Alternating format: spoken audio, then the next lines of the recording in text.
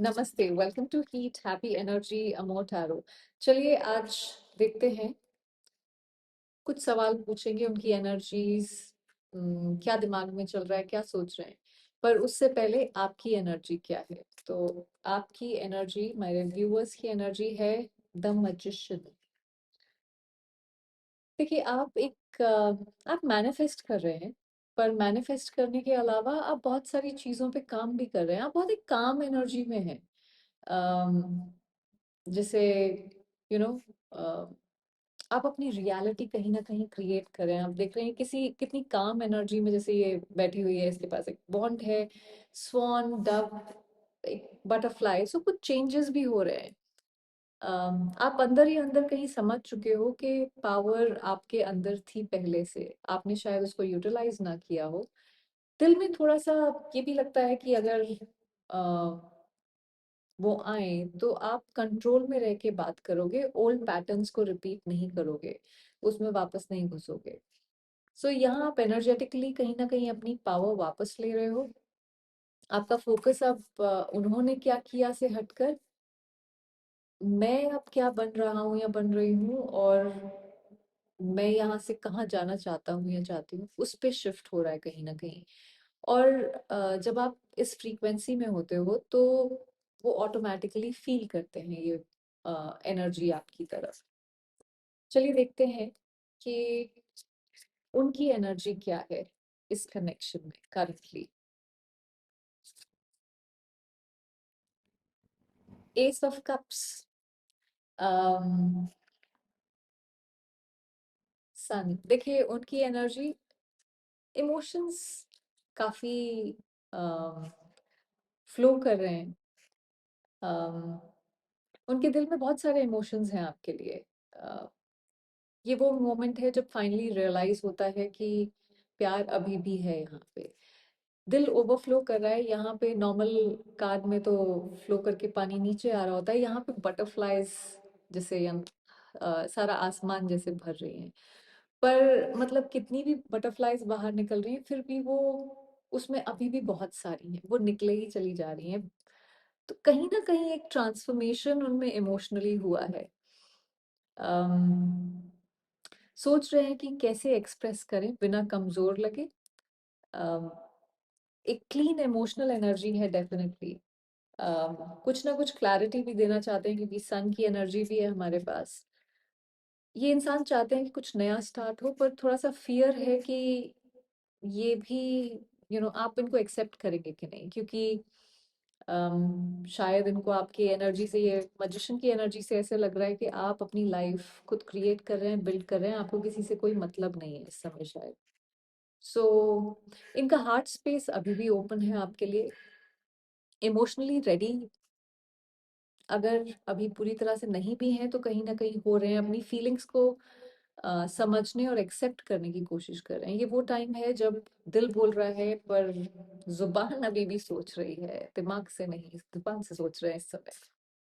चलिए देखते हैं क्या वो ये फीलिंग्स आप तक एक्सप्रेस करना चाहते हैं, क्या इंटेंशन है, क्या कम्युनिकेशन इन कन्फेशन, कोई उस तरह की इंटेंशन है। Three of swords, overall energy seven of swords. देखिए इन्होंने आपको किया है डिसअपॉइंट। सो आपने इनको एक एक फूल की तरह नर्चर किया। एक फूल की तरह आपने इनको इमोशनली प्यार दिया, या जो भी एक सॉफ्टनेस, एक जेंटल एनर्जी में रखा, पर इन्होंने उसमें तीर चला दिए यहाँ पे, और हर जगह कांटे ही कांटे बिखेर दिए हैं। देखिए उनका दिल बोल रहा है एस ऑफ कप्स जैसा, पर थ्री ऑफ सॉर्ड्स के साथ जैसे एक छुपा हुआ दर्द भी है यहाँ पे। ये इंसान अभी भी किसी हार्ट ब्रेक, गिल्ट या रिग्रेट के फेज में है कहीं ना कहीं। और सेवन ऑफ सॉर्ड्स जहाँ पे वो अपने इमोशंस को छुपा रहे हैं, हो सकता है खुद को भी डिनाई कर रहे हो। हम कभी कभी खुद से भी झूठ बोलते हैं, डायरेक्टली फेस नहीं कर रहे हैं। शायद उन्होंने आपको हर्ट किया है या वो हर्ट हुए हैं, आई डोंट नो, बट इनको समझ नहीं आ रहा है कि वापस कैसे आए यहाँ पे। एनर्जी थोड़ी सी डुअल है, दिल चाहता है अप्रोच करें पर ईगो या हर्ट चाहती है कि नहीं भाई कुछ नहीं करने की जरूरत, सो वो रोक लेता है। इसलिए कम्युनिकेशन का थॉट आता है पर एक्शन नहीं हो रहा है यहाँ पे। तो हार्ट अभी भी कोई पेन कैरी कर रहा है, जो वो दिखाते हैं वो रियलिटी नहीं है। बाहर से कोल्ड, अंदर से शैटर्ड एनर्जी है यहाँ पे। अम, चलिए देखते हैं क्या क्या वो अपने इमोशंस एक्सप्रेस करेंगे।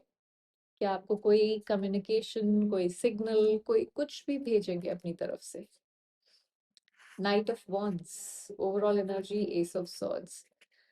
देखिए कुछ कम्युनिकेशन तो आना चाहिए। अम, ये थोड़ा सा ड्रामेटिक भी हो सकता है। जिस तरह से आप देख रहे हैं ये फायर रिंग के बीच में से कूद के आ रहे हैं। सो उनके दिल में जज्बा है, अट्रैक्शन है यहाँ पे, और एक्शन लेने की इच्छा भी है, आपकी तरफ रश करना चाहते हैं। एस ऑफ सॉर्ड्स के साथ क्लैरिटी और सच्चाई के साथ। इस बार वो सिर्फ पैशन से नहीं इंटेंशन से आएंगे, और शायद इसलिए थोड़ा सा देर लग रही है क्योंकि अंदर से घबराहट हो रही है, डर लग रहा है कि मतलब देखिए अगर ये इंसान अभी तक आपसे झूठ बोलते रहे हैं तो अब सच बोलना थोड़ा सा मुश्किल हो सकता है। तो एक सडन कम्युनिकेशन आता हुआ मुझे दिखता है, जैसे एक मैसेज या कॉल जो बिना प्लान के हो पर दिल से निकले। कुछ लोगों के लिए इनडायरेक्ट कम्युनिकेशन भी हो सकता है। अम, ये पर्सन जैसे एक इमोशनल वॉल्केनो के एज पर खड़े हुए हैं। अम, दिल बोल रहा है जाओ, दिमाग कह रहा है वेट। सो पर एस ऑफ सॉर्ड्स के साथ एक ब्रेक थ्रू की एनर्जी डेफिनेटली है, और एक क्लीन कॉन्वर्जेशन आ सकती है। चलिए देखते हैं कि कब तक ये कम्युनिकेशन आ सकता है अप्रोक्सीमेटली। सो उसके लिए मैं दो कार्ड्स लूंगी, दो पाइल समझ लीजिए, तो आप उनमें से एक चूज करिएगा। सो लेफ्ट या राइट, आपके लिए ऑपोजिट भी हो सकता है, बट मेरा लेफ्ट या राइट। सो अगर आपने लेफ्ट चूज किया है तो क्वीन ऑफ पेंटिकल्स, और राइट चूज किया है तो king of cups. Very interesting, क्योंकि दोनों ही कोट कार्ड्स हैं, लाइक एनर्जीज हैं जो uh, मतलब पीपल एनर्जी है, और ओवरऑल एनर्जी हर्मिट है। हर्मिट है जब आप यू नो कहीं ना कहीं इंट्रोस्पेक्शन कर रहे होते हैं। अम, अगर आपने लेफ्ट चूज किया है क्वीन ऑफ पेंटिकल्स, देखिए ये स्टेबल एनर्जी है, ये इंसान स्लो है पर श्योर है। वो तब आएंगे जब लाइफ में थोड़ा सा बैलेंस होगा। ये रिटर्न जैसे स्टेबिलिटी पे डिपेंड करता है। जैसे दिसंबर फर्स्ट वीक तक आ सकता है, नवंबर एंड दिसंबर फर्स्ट वीक तक अप्रोक्सीमेटली, जो मुझे लगता है।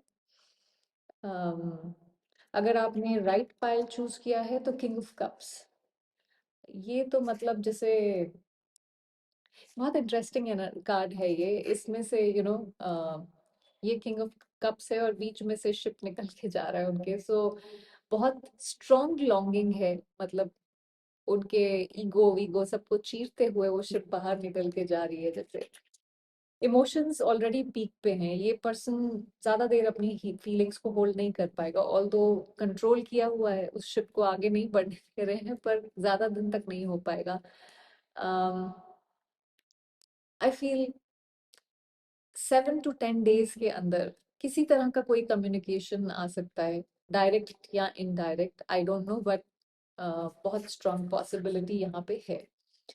अम, चलिए देखते हैं कि ये इंसान किस तरह की कम्युनिकेशन लेके आएंगे जब भी आएंगे। सो किस तरह की कम्युनिकेशन लेके आएंगे जब आपके पास आएंगे। Page of pentacles, overall energy, queen of swords.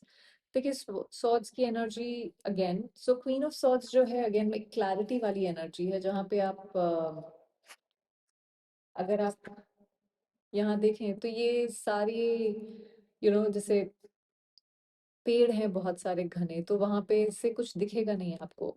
उसके ऊपर ये बैठ के और आसमान से सारा एक 360 व्यू देख रही है। ये 360 रिप्रेजेंट कर रहा है मेरे लिए यहाँ पे।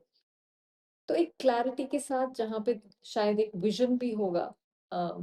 इवन जो बर्ड्स भी हैं उससे भी ऊपर बैठी है ये, जहाँ पे ये, जहाँ से इस चीज को, क्लैरिटी को ये देख रही है।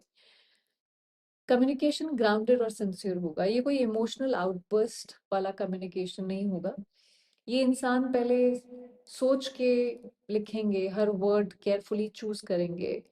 अम, एक honest direct conversation, no drama, clarity होगी यहाँ पे। तो कोई फिल्मी या सडन कन्फेशन नहीं लगता है, बट एक थॉटफुल अप्रोच जो मुझे लगती है यहाँ पे। चलिए देखते हैं कि इस समय इनके दिमाग में आपके लिए क्या चल रहा है। Temperance, overall energy, 10 of wands.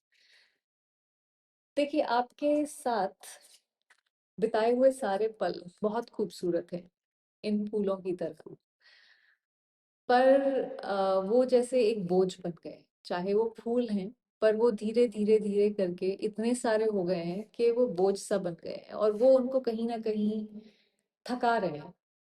अम, आपके बिना, अम, जैसे सिर्फ वो यादें उनको कहीं ना कहीं, सब परेशान कर रही हैं, उससे निकल नहीं पा रहे हैं।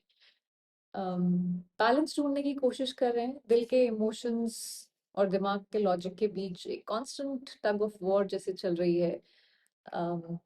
इमोशनली बहुत बर्डन फील कर रहे हैं, क्योंकि आपकी एनर्जी जो है वो ऐसी पीसफुल, ग्राउंडेड, ब्यूटीफुल एनर्जी थी। आपको देखते हैं एक ऐसे इंसान की तरह जो इनकी जिंदगी में बहुत सारा काम और पीस लेके आया। हो सकता है आपको एक ब्लेसिंग की तरह भी अपनी जिंदगी में देखते हैं। जैसे जब तक आप इनके साथ थे, इनके सर पे एक कवरिंग थी। आप कहीं ना कहीं एक प्रोटेक्शन थे, जैसे चाहे वो मेंटली हो, इमोशनली हो।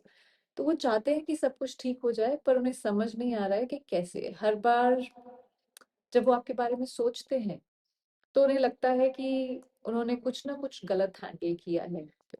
देखिए, ये पर्सन अभी भी अपने इमोशंस के लोड में थोड़ा दबे हुए हैं, चाहे वो मेमोरीज हों जो बहुत खूबसूरत थी आपके साथ, पर हील करना चाहते हैं। उनका हीलिंग का सबसे बड़ा ट्रिगर भी आप ही हो कहीं ना कहीं। चलिए देखते हैं कि आपके लिए क्या गाइडेंस है इस समय। मेरे व्यूअर्स के लिए क्या गाइडेंस है इस समय। 8 of pentacles, overall energy, 2 of cups. देखिए, 8 ऑफ पेंटिकल्स यहाँ पे आपको बता रहा है कि कंसिस्टेंसी बहुत मैटर करती है। अम, अभी फोकस को अपने ऊपर रखिए। ये वो फेज है यहाँ जहाँ यूनिवर्स चाहते हैं कि आप अपने इमोशंस और स्पिरिचुअल ग्रोथ पे काम करें। और ये जो भी इंसान है, ये जब भी आपके पास आए, तो एक कंसिस्टेंट एफर्ट के साथ आए। इनको पता होना चाहिए कि इनको एफर्ट इसमें करना पड़ेगा, कनेक्शन को आप दोनों को करना पड़ेगा। जब तक कंसिस्टेंट एफर्ट नहीं होगा, तब तक रिलेशनशिप नहीं चल सकता। ट्रू कनेक्शन तब बैलेंस होता है जब दोनों लोग अपने अपने आप अंदर पीस लेके आए। दूसरा इंसान आपके लिए पीसफुल एनर्जी क्रिएट नहीं कर सकता हर समय। सो जब आप अपनी वाइब्रेशन एक तरह से ऊपर उठाते हैं, तो